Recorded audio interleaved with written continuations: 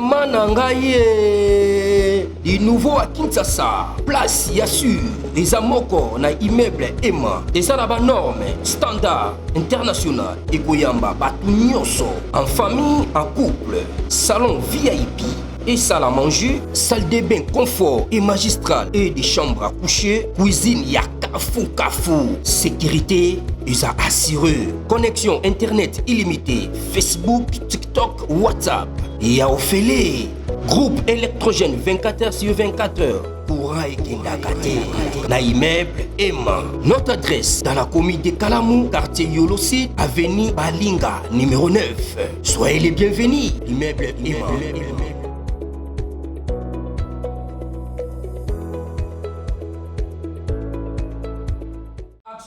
Mbote bandeko balandi ya magazine d'actualité Christian Chevroux, bisika nyonso ozuli baku ya kolanda biso mokolo ya lelo. Nous sommes aujourd'hui lundi le 11 août 2021. Bienvenue à ce nouveau numéro. Salutation spéciale à l'honorable Dito Monizi Oyo Aza présentement en Europe dans le cadre de vacances. Topesier Bambote Ibili. C'est fait. Kabila, l'État congolais a lingi acha penza hors état de nuit. Procès au continuer. Na bisa bino na procès oyo makambo nationalité à Kabila Robini. Premier jour tango greffier azotanga bani. Ote atai greffier azotanga oyo Kabila ebisa biso. Maintenant ministère public pe azana oyaye auditorat azana oyaye. Chemin faisant, auditorat lobby Kabila na débit à mandat peut partant et bilan signé par Hippolyte Kanambe HP non HK Hippolyte Kanambe. Maintenant naba bref nous sommes bandé expliquer la bref déjà il y a Kabila na bisa bino otanga tembe. Maintenant ministère public a sengi ba sala test ADN Musée Azawana avec Kabila. Je ne sais pas où ça on dégaine par quel mécanisme maintenant. Parce que Kabila a Libanda, on va faire les tests ADN. Pour comparer Musée avec Joseph Kabila. C'est facile. Parce que, moi je peux dire, Bandi c'est Babylone, ils ont belé Oyo, Barozo pas Kabila. Kabila, bureau Zali, Bani Zali, Barozo, test ADN. Ils ont belé. Ils ont moyen, ils ont belé au l'État à cause salaire. Mais au moins, il passait par la justice. Dans les jours qui viennent, l'État congolais a d'ailleurs, on a si le plan minier a auto-récupéré au moins 38 000 km et 38 000 carrés miniers et 600 titres miniers au Kabila a détenu. 600 titres miniers, on a président africain. Alpha Condé, Museveni, Kagame ainsi que Jacob Zuma. Donc ils étaient là dans le cadre animal. Alors tout le monde on a vu ça, on a tchaka mingi na sepanaye parce que ça analyse à kitoko nani de nos autophiles alimbo la ngombe na kitoko parce que asalaki a condensé ba élément ebelé o zaki nango pe alingi a éclairer la population congolaise sur nationalité Joseph Kabila. Tolanda. Joseph Kabila. Pourquoi la RDC doit lui retirer sa nationalité et punir les traîtres politiques? Joseph Kabila, l'ancien président de la République démocratique du Congo, a longtemps été au cœur des manœuvres politiques qui ont semé le chaos et la violence dans le pays. Son implication dans des conflits armés, son soutien aux rebelles, comme le M23, et ses agissements au sein du gouvernement congolais ont laissé des cicatrices profondes dans l'histoire de la RDC. Il est grand temps que le régime de Tshisekedi prenne des mesures drastiques pour mettre fin à la trahison et punir sévèrement ceux qui ont aidé à déstabiliser le pays. Cet article analyse les actions de Kabila, Katumbi, Nangaa et d'autres complices tout en appelant à un changement radical dans la politique congolaise. Joseph Kabila, dont le nom a été synonyme de pouvoir, de manipulation et de répression en République démocratique du Congo, RDC, représente l'une des figures les plus controversées de l'histoire politique de la nation.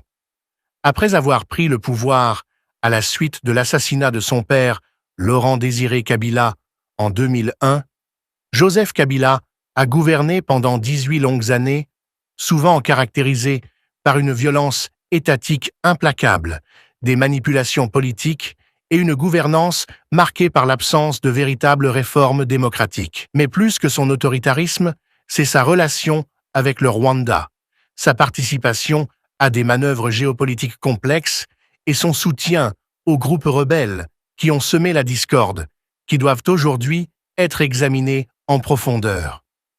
Sous Kabila, le M23, un groupe rebelle soutenu par le Rwanda, a été une menace constante pour la stabilité de l'Est de la RDC.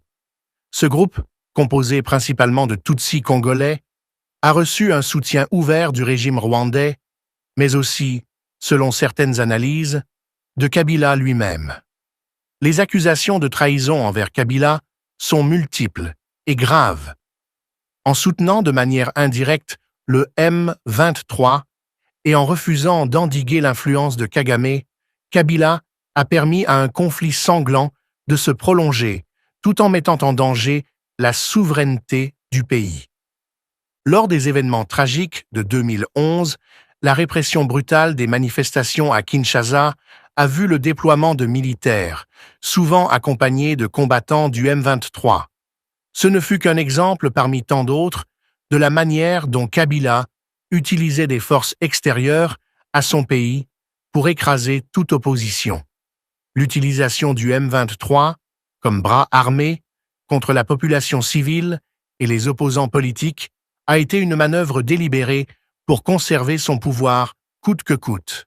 Ce genre de stratégie politique a non seulement affaibli les institutions congolaises, mais a également exacerbé les divisions internes du pays, tout en renforçant la dépendance de Kabila à des forces étrangères. Aujourd'hui, face à ces graves accusations, le procès de Joseph Kabila devant la haute cour militaire de la RDC est un tournant décisif. Le fait que ces immunités aient été levées est un signe que la justice congolaise commence enfin à s'attaquer aux fondements de son pouvoir tyrannique. L'audience a permis de rappeler au peuple congolais que Kabila est désormais un homme en fuite, poursuivi pour ses actes de trahison envers le pays. Il est désormais clair que les manœuvres politiques de Kabila doivent avoir des conséquences. La haute cour devra se pencher sur les éléments de preuve qui prouvent son implication dans des crimes de guerre, notamment en lien avec la rébellion du M23. Si ces accusations se confirment, il serait inacceptable de laisser cet homme continuer à bénéficier de la nationalité congolaise et à manipuler les rouages de l'État. Kabila a également joué un rôle clé dans l'isolement de la RDC sur la scène internationale. Il a permis au Rwanda de mener sa politique expansionniste en RDC, tout en fermant les yeux sur les violations des droits humains commises par les forces rwandaises. Sa stratégie consistait à maintenir une paix fragile, obtenue à travers des compromissions avec des régimes étrangers, sans réellement se soucier du bien-être du peuple congolais. L'attitude de Kabila face aux crimes commis par le Rwanda et son incapacité à défendre les frontières de la RDC ont coûté des vies et ont mis à mal la réputation de la RDC dans la communauté internationale. Le rôle de Moïse Katumbi, de Corneille Nangaa et d'autres figures politiques liées à Kabila ne saurait non plus être ignoré. Ces personnages ont longtemps joué un double jeu, en s'alliant au régime Kabila, tout en prétendant être des défenseurs de la démocratie et des réformes. Mais leurs actions montrent un tout autre visage. Katumbi, en particulier, a longtemps été perçu comme un opposant de Kabila. Pourtant, il a été accusé d'avoir soutenu indirectement des actions qui ont contribué à maintenir Kabila au pouvoir. Son départ pour l'exil et son implication dans des manœuvres politiques à l'étranger ne font que renforcer les soupçons de sa complicité avec un système corrompu qui a servi les intérêts étrangers au détriment du peuple congolais. Nanga, en tant qu'ancien président de la Commission électorale nationale indépendante, CENI, a lui aussi joué un rôle crucial dans la manipulation des élections. Son implication dans le processus électoral de 2018, marqué par des irrégularités flagrantes et des soupçons de fraude, a été un coup dur pour la crédibilité de la RDC. Les élections, qui devaient marquer un tournant démocratique, ont au contraire exacerbé les tensions internes et ont permis à Kabila de garder un pouvoir indirect. Le régime de Tshisekedi a donc une responsabilité claire et historique. Il ne peut plus continuer à tolérer ces traîtres qui ont participé à la déstabilisation du pays et à l'asservissement de la RDC à des puissances étrangères.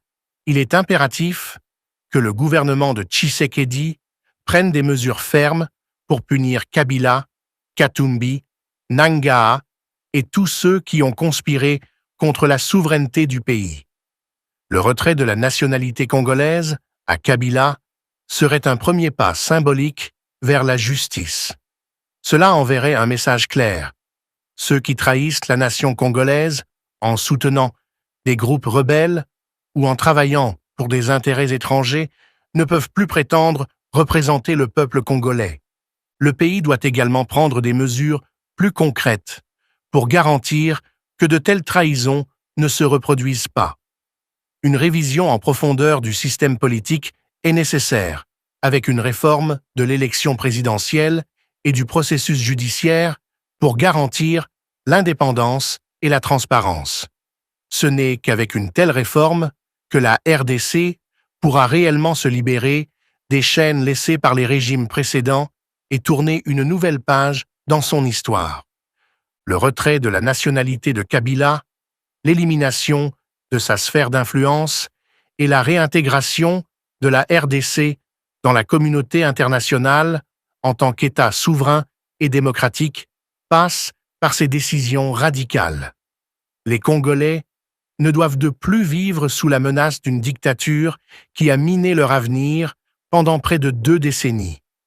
Tshisekedi doit mener cette guerre pour la souveraineté avec courage et détermination, sans se laisser influencer par les anciens alliés de Kabila.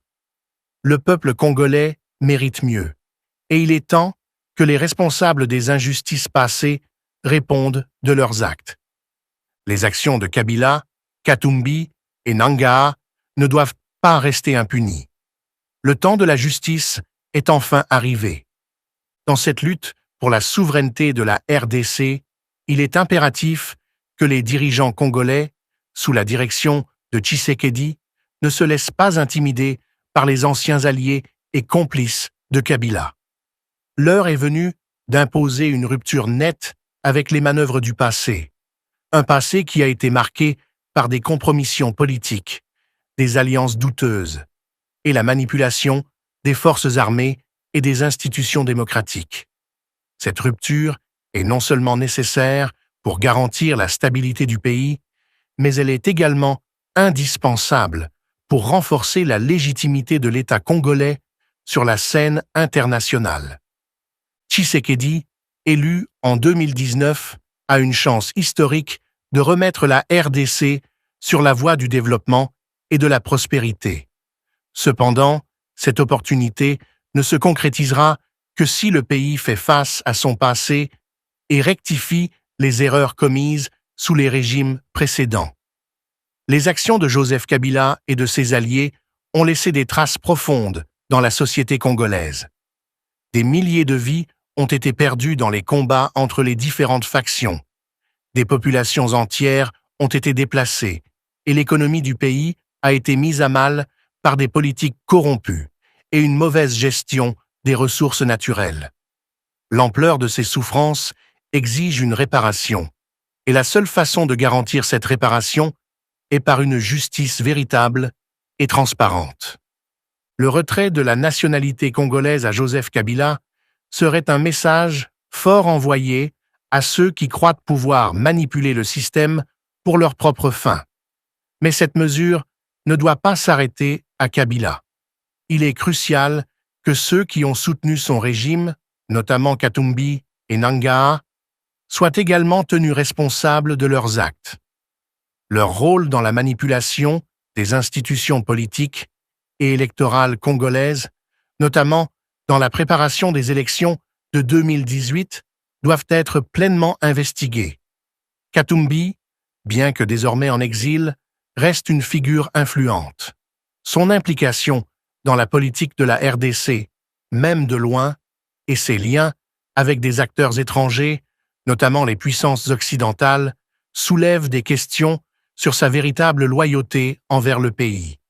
Nangaa, pour sa part, a été un acteur clé dans la fraude électorale et la manipulation du processus électoral, ce qui a permis à Kabila de maintenir son emprise sur le pouvoir pendant plusieurs années.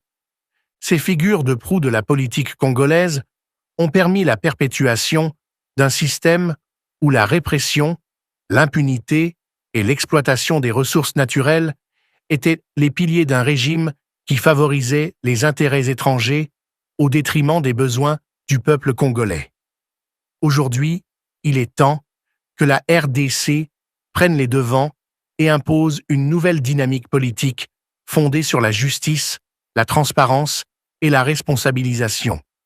Les actes de trahison ne peuvent plus être tolérés, et il est crucial de comprendre que ce n'est pas uniquement pour la paix intérieure de la RDC, mais également pour la stabilité de la région, que ces changements doivent être opérés.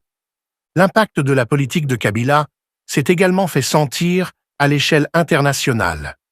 La RDC, sous son gouvernement, est devenue un terrain de jeu pour des puissances étrangères, notamment le Rwanda, qui ont exploité les ressources naturelles du pays tout en exacerbant les conflits ethniques et politiques. La politique étrangère de Kabila, qui a permis au Rwanda d'exercer une influence démesurée sur la RDC, a non seulement miné la souveraineté du pays, mais a également aggravé les tensions régionales. Le soutien implicite de Kabila aux rebelles rwandais du M23 a prolongé une guerre fratricide qui a coûté la vie à des centaines de milliers de Congolais et a fait des millions de déplacés internes. Face à ces violations graves des droits humains, Tshisekedi doit non seulement revendiquer la souveraineté de la RDC, mais aussi garantir que le pays ne sera plus jamais utilisé comme terrain de bataille pour des intérêts étrangers. La question de l'intégrité territoriale et de la sécurité nationale doit être au cœur de son agenda politique. La réaffirmation de la souveraineté nationale passe par la mise en place d'une armée nationale forte et indépendante, capable de défendre les frontières et d'assurer la sécurité des Congolais. Mais pour cela, il est crucial que Tshisekedi fasse preuve de fermeté face aux acteurs internes et externes qui cherchent à déstabiliser le pays. Il est également essentiel de garantir que la justice, une fois rendue, soit à la hauteur des enjeux. La justice ne doit pas être perçue comme un simple outil de règlement de comptes politiques, mais comme un moyen de réparation pour les victimes des injustices passées. La réhabilitation de la RDC passe par un processus inclusif qui doit intégrer toutes les voix, qu'elles proviennent de la société civile, des partis politiques de l'opposition ou des groupes marginalisés.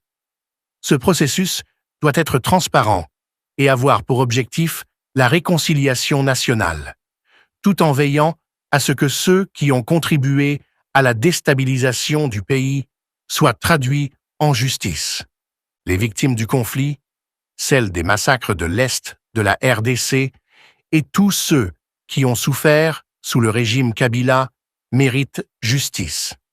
En prouvant que les crimes commis par Kabila et ses alliés ne resteront pas impunis, Tshisekedi pourra reconstruire la confiance du peuple congolais dans ses institutions. Un message fort doit être envoyé à la communauté internationale. La RDC ne sera plus jamais un pays où l'impunité règne et où les dirigeants peuvent, sans conséquence, sacrifier les vies humaines pour préserver leur pouvoir. La RDC doit entrer dans une ère nouvelle, où le respect de la souveraineté et des droits de l'homme devient la pierre angulaire de sa politique intérieure et extérieure. Tshisekedi doit également être vigilant face aux pressions extérieures qui cherchent à influencer la politique intérieure de la RDC. Le cas du soutien de la France à Kagame, notamment par le biais de la diplomatie économique, a montré comment certaines puissances internationales peuvent intervenir de manière subtile mais dangereuse dans les affaires internes d'un pays africain. En ce sens, Tshisekedi doit adopter une posture ferme vis-à-vis de ces puissances et ne jamais perdre de vue les intérêts souverains de la RDC. Les relations internationales doivent être équilibrées et basées sur des principes de non-ingérence, de respect de la souveraineté et de coopération mutuellement bénéfiques. Enfin, la communauté internationale doit soutenir la RDC dans sa quête de justice et de réconciliation. Si l'on veut réellement que la RDC devienne un modèle de gouvernance et de démocratie en Afrique, il est impératif que les pays amis de la RDC, notamment les États-Unis, l'Union européenne et les nations africaines, apportent leur soutien aux efforts du gouvernement congolais pour remettre de l'ordre et garantir la stabilité dans le pays. Cela inclut l'aide à la reconstruction du pays, à la réforme de l'armée et des institutions judiciaires, et au soutien des victimes du conflit. La RDC, avec le soutien des Congolais et de ses alliés internationaux, peut se relever de ces années sombres et offrir à ses citoyens un avenir de paix et de prospérité. Tshisekedi, en poursuivant une politique de justice et de réconciliation, peut transformer la RDC en une nation respectée, autonome et souveraine, capable de se tenir debout face aux défis de l'avenir.